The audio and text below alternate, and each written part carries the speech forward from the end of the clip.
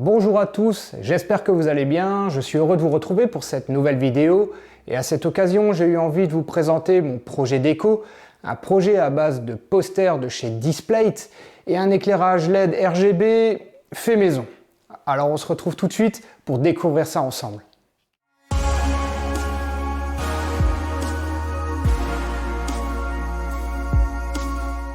Alors entre nous, ça faisait un petit moment que je cherchais une idée pour modifier la déco et j'ai finalement jeté mon dévolu sur des posters de chez Displate. Alors dans mon cas, j'en ai commandé 5 de taille L sur le thème de l'espace mais décalé. Je vous propose de découvrir le produit. Alors pour ceux qui ne connaissent pas Displate, il s'agit d'un site internet qui produit et vend des posters métalliques avec une impression d'œuvres artistiques proposées par des artistes en tout genre et avec une qualité haute résolution. Pour le coup, chaque artiste touche ses droits d'auteur par une rétribution lorsqu'on achète un modèle avec sa création. Alors pour moi, le premier avantage est que Displate est numéro 1 sur ce marché grâce entre autres à son catalogue qui offre un choix gargantuesque d'œuvres et de thèmes. Ils sont les seuls à avoir par exemple un choix monstrueux sur les licences Star Wars, Marvel ou encore DC Comics.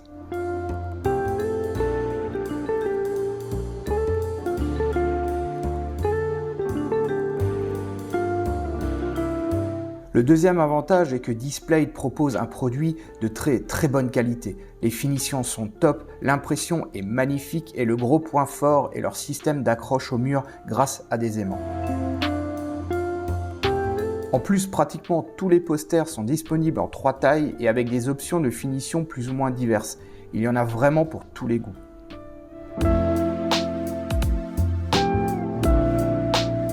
Pour la livraison, elle se fait à domicile ou en point retrait entre 4 à 6 jours après commande via un transporteur. De plus, Displate propose une satisfaction ou 100% remboursé pendant 100 jours. Alors comme vous pouvez le remarquer, Displate livre ses posters par transporteur dans de simples cartons renforcés. Une fois l'emballage ouvert, on découvre nos posters bien protégés, accompagnés du fameux système de fixation magnétique et d'un guide d'utilisation. Dernier point, Displate s'engage à planter un arbre par poster vendu. Disons que c'est un petit plus agréable à noter. Je tiens à ouvrir une petite parenthèse car je vois déjà certains dans les commentaires me faire la remarque que d'avoir acheté du Displate a dû me coûter les yeux de la tête, surtout sur des modèles L, et je tiens à leur dire que ce n'est pas du tout le cas. En effet, il est logique d'acheter du Displate à prix fort, sachant que chaque semaine, ils proposent des codes de réduction sur leur site, mais il est également très facile de trouver d'autres codes de réduction via des sites tierces ou du parrainage. Dans mon cas, j'ai même eu un code qui m'a permis de bénéficier de 30% de réduction, alors pourquoi ne pas en profiter? Parenthèse étant close, passons maintenant à l'installation des posters. Et voilà, nous y sommes. La scène de crime, c'est le mur qui est juste derrière moi. Mais avant de commencer, je vais débarrasser et protéger tout ce qu'il faut avant de commencer la pose des posters. On se retrouve juste après ça. Et voilà, ma zone est préparée, je suis prêt à poser mes posters, mais avant toute chose, je vais utiliser ceci. Ceci est du scotch de peintre spécial surface sensible. On trouve ce genre de rouleau dans les magasins Action pour quelques euros, c'est largement suffisant. Et je vais m'en servir pour pouvoir faire mon trait de niveau et mes calculs d'axe sans mettre du crayon partout sur mon mur qui serait compliqué à enlever par la suite. Allez, c'est parti! Je commence par dérouler et coller mon scotch papier au mur quelques centimètres en dessous de la hauteur voulue pour mes posters. J'essaye également de ne pas faire trop de vagues en le collant pour me faciliter la vie après. Je trace maintenant mon trait de niveau.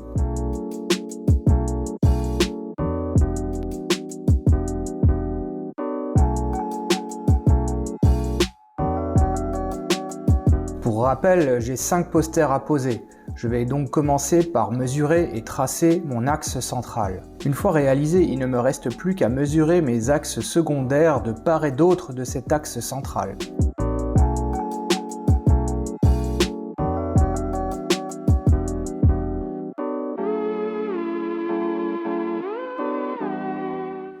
Et voilà, tous mes traçages sont réalisés, il ne me reste plus qu'à poser la feuille de protection fournie par Displate avant de coller mes aimants au mur. Et oui, cette feuille est à placer au mur avant d'y coller l'aimant, ça permet dans un futur de pouvoir démonter le tout sans arracher le revêtement mural. Allez, on est reparti.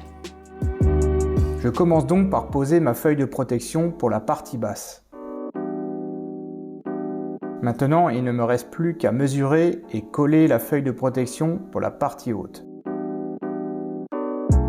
Pour information, les posters de taille L sont maintenus par 2 aimants. Il sera donc important de les installer de façon uniforme sur la hauteur totale du poster.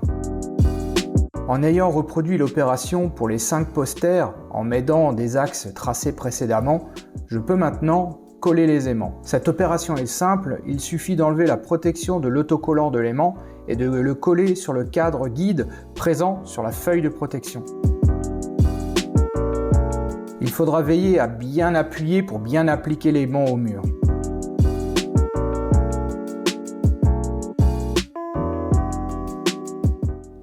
Alors petit point au sujet des aimants, j'ai pu voir dans certaines vidéos ou lire sur certains forums que des personnes ont eu des soucis de décrochement de posters dans le temps, tout simplement l'aimant qui se décollait du mur et faisait chuter l'ensemble. Alors pour éviter ce problème-là, je vais utiliser des tout petits clous que je vais planter au niveau des aimants pour les verrouiller au mur.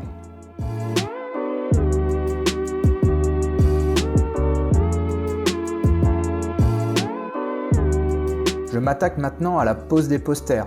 Pour cela, il suffit de le déballer du film de protection et de nettoyer l'arrière du poster avec la petite lingette alcoolisée fournie avec. Attention tout de même avec l'utilisation de ces lingettes, elles ne sont pas conçues pour nettoyer le côté imprimé du poster car elles pourraient l'endommager.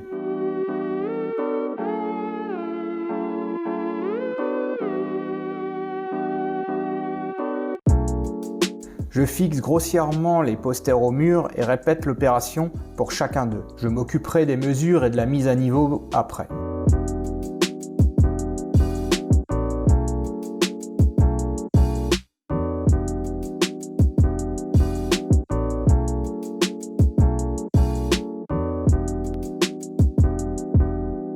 Maintenant que tous les posters sont en place, je vais pouvoir régler la hauteur, l'écartement et la mise à niveau pour chacun d'entre eux. Je vais donc me servir de mon trait de niveau et des différents traçages que j'avais réalisés en début d'installation.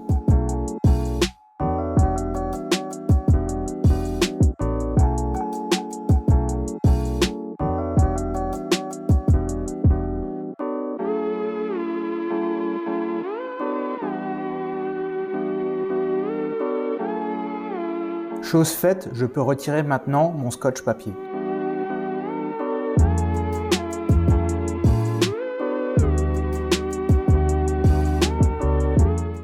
Alors voilà, l'installation des posters de chez Displate est maintenant terminée. Je suis vraiment satisfait du résultat. Il ne me reste plus qu'à faire la partie éclairage LED RGB.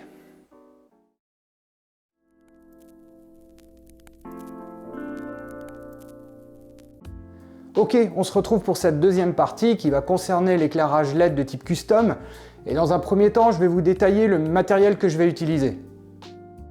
J'utilise premièrement un kit strip LED RGB de 3 mètres pilotable par smartphone, un diffuseur pour strip LED de 3 mètres avec ses supports de fixation, et 2 pièces que j'ai dessinées et imprimées en 3D et qui vont me servir comme début et de fin pour mon diffuseur. Bon, la première chose qu'il faut que je fasse, c'est insérer le strip LED dans le diffuseur. Honnêtement, je sens que ça va être galère, donc je vais le faire hors vidéo et je vais surtout demander à quelqu'un de me donner un coup de main pour éviter d'abîmer quelque chose. Alors on se retrouve tout de suite, juste après ça. A few moments later. Et voilà, le strip LED est dans le diffuseur et je vous confirme qu'il vaut mieux être à deux pour faire cette manipulation, c'est clairement plus facile. Je vais donc maintenant pouvoir passer à la suite de l'installation qui va être de faire le tracé et le marquage à l'aide de mon scotch pour la fixation du diffuseur. Comme pour les posters, je vais me servir de mon scotch papier pour tracer mon trait de niveau, mais également pour déterminer les points de perçage qui me serviront à fixer les supports du diffuseur LED. Je commence donc par placer mon scotch papier. Je reproduis cette opération pour la longueur totale de mon éclairage. Je peux maintenant faire mon trait de niveau et mes points de marquage.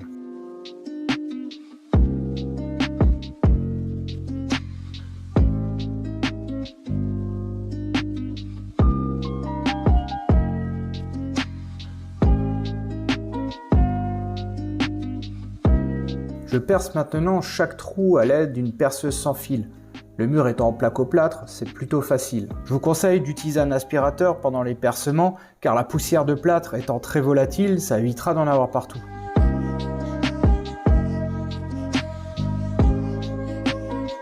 Après avoir inséré les chevilles, je mets en place les supports de fixation du diffuseur LED.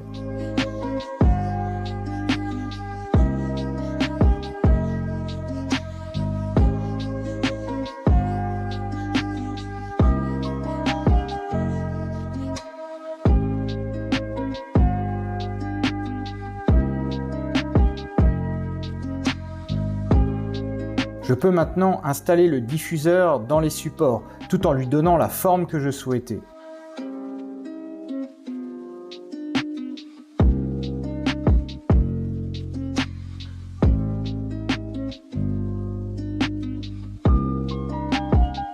Je fixe maintenant ma première pièce imprimée. Elle va me servir comme bouchon de finition sur mon éclairage.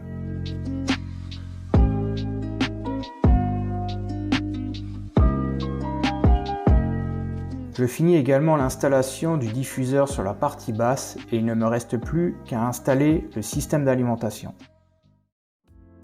Je commence par déballer le module de commande. Je prends ensuite ma deuxième pièce imprimée et la première étape va être de placer le connecteur d'alimentation 12 volts dans l'emplacement que j'ai prévu pour. Il sera maintenu grâce à deux petits colliers résins. Aussi, pour me faciliter la vie, je presserre les petits colliers. Je peux maintenant mettre mon connecteur et serrer les raisins.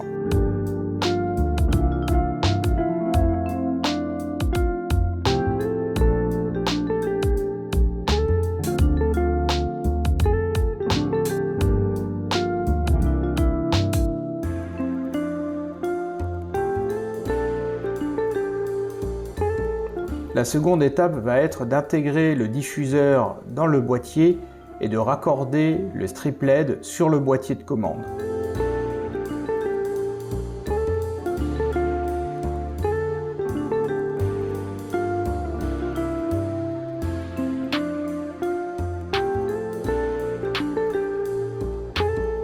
Pour finir, il ne me reste plus qu'à fixer le boîtier au mur et l'alimenter grâce à l'alimentation fournie dans le kit. Voilà, l'installation est terminée, il ne reste plus que la partie configuration via l'application. Je vous explique tout ça tout de suite, c'est parti. Dans un premier temps, il faudra se rendre sur l'Android Google Play ou l'Apple App Store pour y télécharger et installer l'application Tuya ou Smart Life.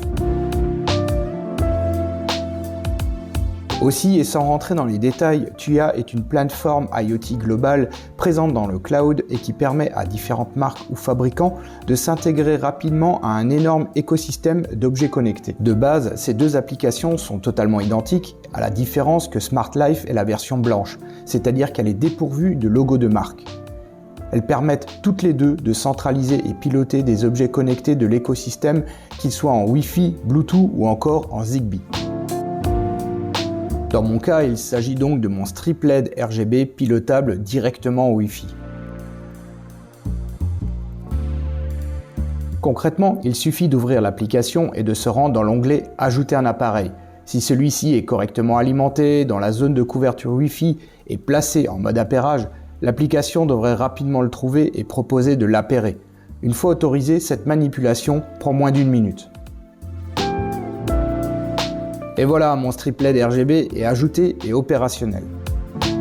En appuyant simplement sur l'icône présent sur le menu principal, je peux maintenant accéder à l'interface de pilotage et de configuration du strip LED.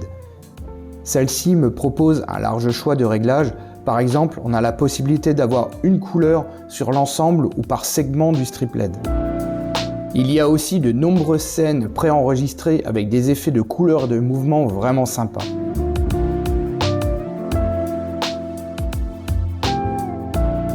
Mais l'option qui m'intéresse est la possibilité de faire son propre scénario. C'est d'ailleurs cette solution que je vais retenir pour mon utilisation, car on peut configurer couleur, vitesse, sens de l'éclairage, bref, tous les réglages dans les moindres détails. Et pour finir, il y a même un mode qui permet d'avoir un jeu de lumière au rythme de la musique. Et voilà, l'installation est terminée, je suis vraiment content du résultat, je ne sais pas ce que vous en pensez, dites-le moi dans les commentaires. En tout cas, ce qui est sûr pour moi, c'est que dans un avenir assez proche, je pense en rajouter un deuxième de ce côté-là, pour équilibrer un peu l'esthétique. Et puis à moins de 70 € l'ensemble, c'est quand même assez bon marché.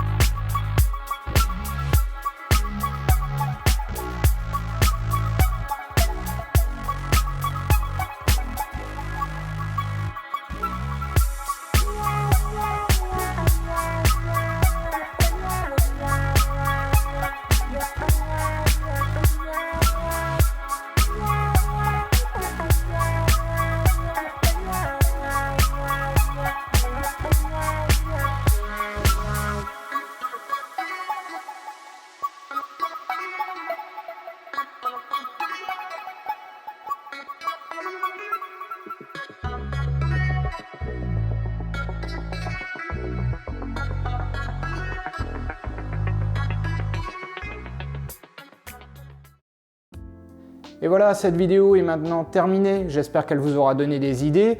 Si vous avez des questions, n'hésitez pas à me les poser dans les commentaires, j'y répondrai avec plaisir. Aussi, et si ce n'est pas déjà fait, abonnez-vous à la chaîne, mettez-moi un pouce bleu, c'est très important pour me soutenir. Et puis moi, j'ai plus qu'à vous dire à très bientôt pour une nouvelle vidéo. Prenez soin de vous, ciao!